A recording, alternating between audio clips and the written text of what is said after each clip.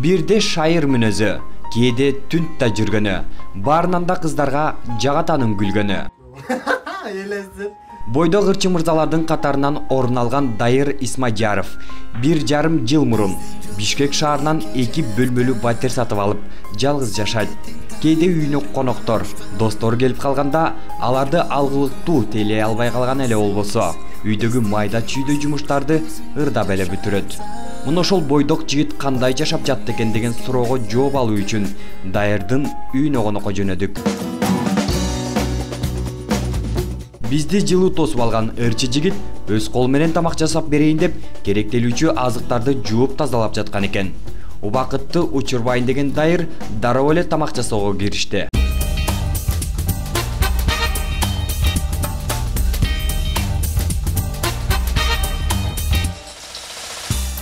Ассаламу алейкум, Супер Инфо жана Супер KG сайтынын колдонуучулары.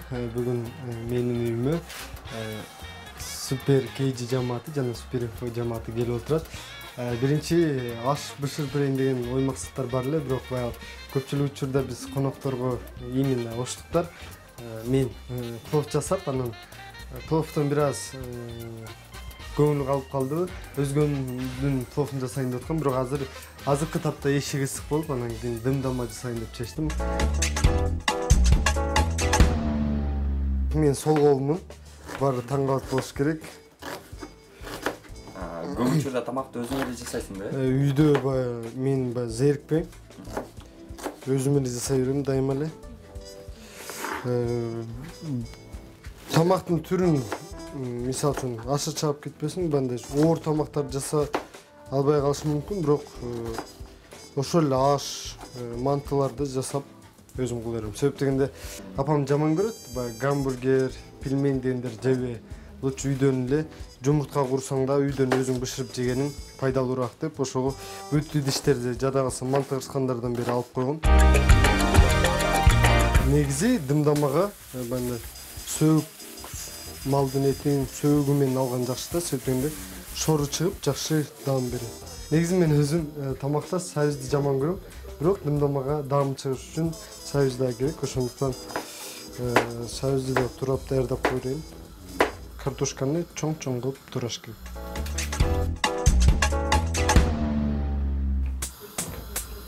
Мен негизи билбейм, майды канча коюш керек экен. Көз өлчөм деп коет го, ошого карап эле куя берем. Чтоб күйүп кетпесин депчи. Майды дакталаш үчүн апам үйрөткөн рецепти бар. Биринчи бир эле пияз салып, күйгүзгөнгө чейин кармап туруш керек.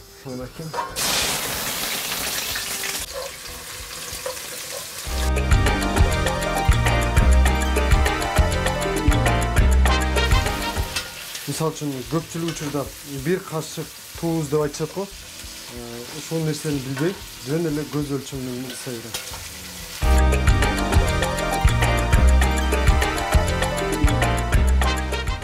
Азыр бир аз куруп алгандан кийин сразу суук куюп, аз капустаны турагыча бир аз курусун, андан кийин гана суу куям дагы, дымдап коебуз. Тузу бир аз болсун, көп болбосун деп тузун азыраак салганга аракет кылып атам, себеп дегенде азыр туз ачы болуп калса, Дайыр кимди сүйүп калды деп ойлошот. Ошого тузун азыраак салып атам.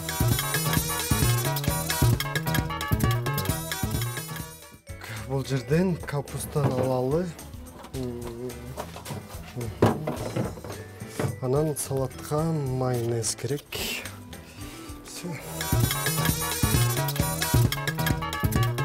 Капустанын сырткы кабыктарын биринчи алып коюш керек.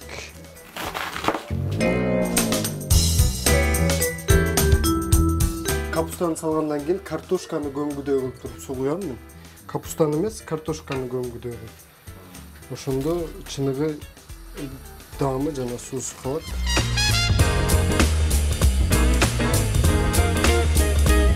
Мындай кылып туруп эми дымдап коебуз. Карманыбыздын тамагы даяр болгончо биз анын уктоочу жана конок бөлмөсү менен таанышып чыктык.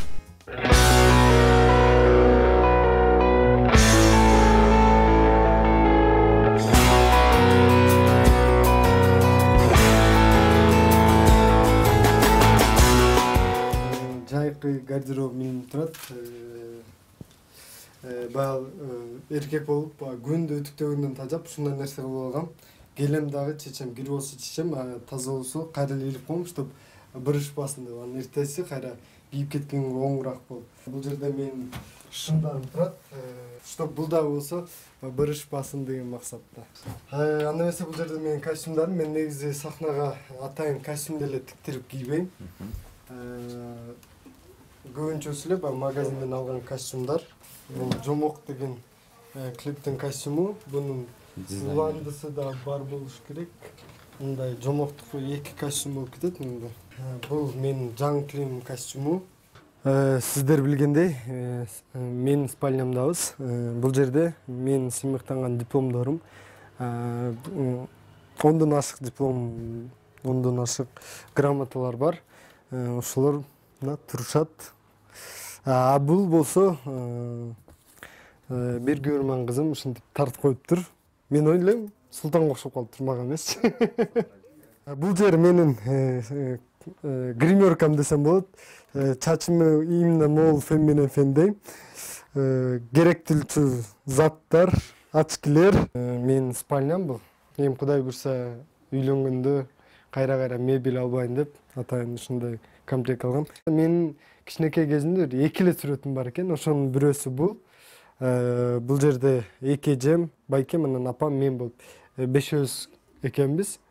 Ошого үйдөн эски болсо да алып келип, ушундай рамкага салып кое алгам. Бул болсо ортодо турган, ушу матрешкаларды ороп, матрешкалар кайтарып турган менин сыймыгым да болуп эсептелинет. Бул суперинфонун жылдын карманы аттуу алгам. Сыйлыктардын баарын ушинтип башыма коюп, сыймыктанып жатам. Бул калпак Ошто жакында берген концертимде көрмөн кызым Сүймкан белек кылган. Мен негизи ушундай баягы ойлоп койгон болсом да, ушундай калпак тиктирсем депчи, ушундай короткий. Бул канчанчы жылдар билбейм, бирок точно бир 80-70 жылдар ушундай калпактар мода болгон да. Анан мен да ушундай калпак короткий кылсам деп ойлочумун. Кудай буйрса бул калпакка дагы костюм тиктирем деген оюм бар да. Негизи мына акыркы учурда эч күмүштө тагым келбей калды. Эмнегедир баягы жүрөгүм сыгыла турган болуп калыптыр.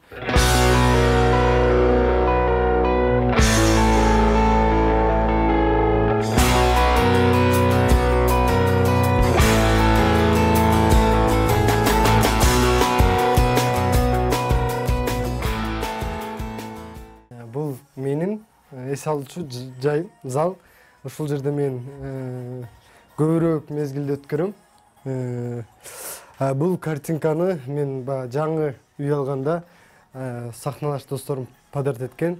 Бегимай Бекбоева 3 тең белек кылган. Бунуларды мен өздөрүнчө ат коюп койгом. Бул Бугене деп. Бул Телебай Тентек, бул Ажар деп өздөрүнчө бир ат коюп койгом. Өзгөчө мага жагат бул картинкалар. Учурдан пайдаланып, рахмат. Бул диван өзгөчө жакты. Мен негизи кымбат эмес эле, арзан эле диван алайын деп баргам. Бул дивандын аты да өзгөчө экен, Тико деп аталат экен. Занавескаларды эжем тандаган. Эжем ою боюнча атайын ушундай болуш керек деп. Ошо мен алып аткандагы мода экен эле ушул занавескалар. Азыр билбейм, мода экен. Бул жерде мен көпчүлүк учурда интернетте ушул жерде отурам. Биз ушинтип жашайбыз. Өтө деле чириген, кыйын болуп жашайбыз. Орто жашайбыз. Бул үйдү алып атканда эң негизгиси киргенде эле аурасы аябай жакшы болчу. Мага жагып алгам. Бул өзүң чыгармачылыгынан тапкан акча калдыңбы? Ооба, ошо чыгармачылык гастролдоп жүрүп, ошо гонорарларды топтоп ушу алгам. Холодильникти бир досум белек кылган. Холодильник кухняга батпай калды, анан ушул жерге койгонго туура келди. Ичинде көп деле нерсе жок, жумушка төгөнүптүр. Мына мен апам жаап берген салат, варенье, сары май. Апам ушуларды жедит, бирок көбүнчөсү жебейм. Аттууга жактын окшойсуң. Көбүнчө чипсы, шоколад жегендерди жакшы көрөм. Мармелад.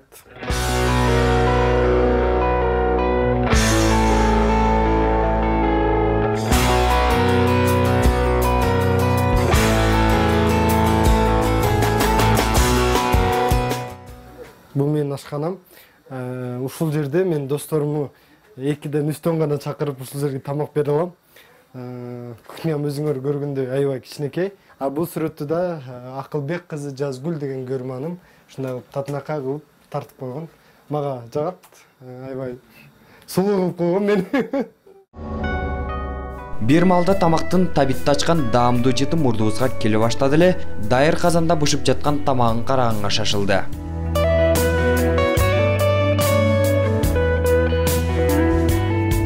Дымдамада бышып калды. Анда эмесе тамагыңыздар таттуу болсун. Тамак үстүндө дайыр жакында эле жаным аттуу ыр жаздырып, ага Алматы шаарынан клип тарттырганын айтып, учурда баардык ишин жыйнап, жайкы салууда жүргөнүн кошумчалады.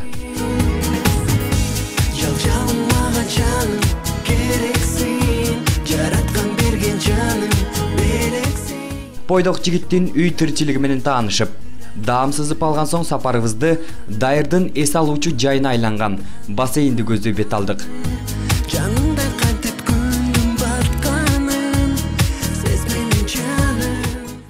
Негедир ырчы жигит көптөн бери кыздар менен туруктуу мамиле түзбөй келет.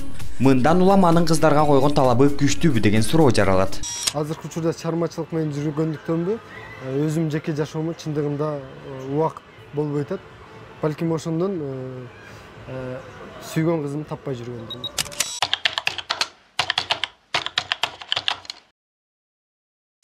3 жыл жүргөн кызым бар болчу.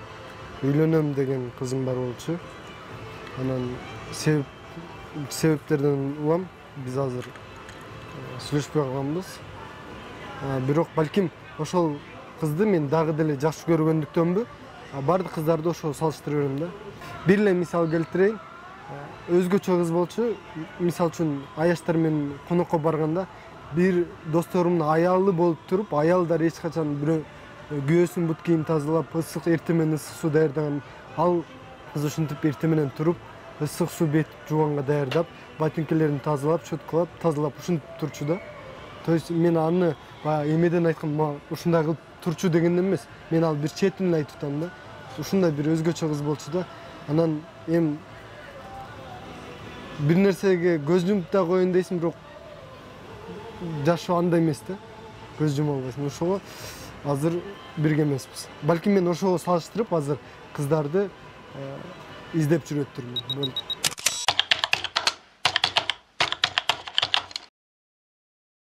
Конокко барганда. Жооп бердимби?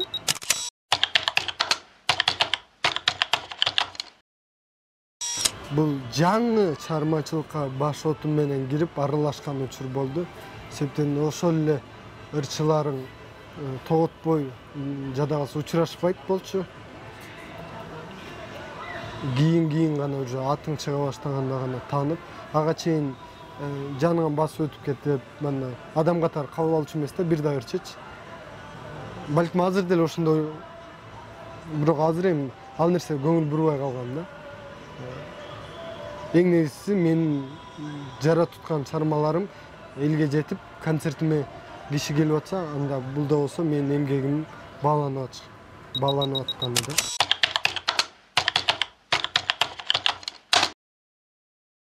Өзүм көкпетмин, бирок ошол эле учурда кичине унутчу жакмын да. Урушуп кеткен адам менен унутуп калам да, кайра сүйлөшө берем да. Ошондон уламбы, эч ким менен деле мындай кас душман эмесмин. Жада калса ошол эле азыр продюсерим. Ошону менен душман болсом болот эле. Жок, азыр эле чалышып, жакшынакай эле сүйлөп. Бирөө менен душман күткүм келбейт да. Жөн эле андай салам түз жүргүм келет да. Бирок көрө албагандар толтур эле ошол эле чармачылыктачы. Неге мен аларга жамандык кылбасам, неге мен жаман көрүшөт түшүнбөйм. Мен жок жерде мен жамандашып, балким жакпасам бетиме эле айтыш керек. Жакпайсың деп. Мен мисалы үчүн бирөөнүн чармачылыгы мага жагабы жакпай, мен аны сөз кылбайм да. Мисалы үчүн мен сөз кылып калышым мүмкүн. Могу клиби начар тартылып калыптыр. Могу клиби жакшы тартылып калыптыр. Могу клибинде кийимдери начар болуп калыптыр деп мен только мындай детальдарга айтмакмын да. Именно адамдык эмеге өтпөйм да. Сапатка өтпөйм. Кетіп пе? Бері ал. Жоқ, алып бармайды. Нан, бұны ашықпай тұр, өлгір өлтіріп.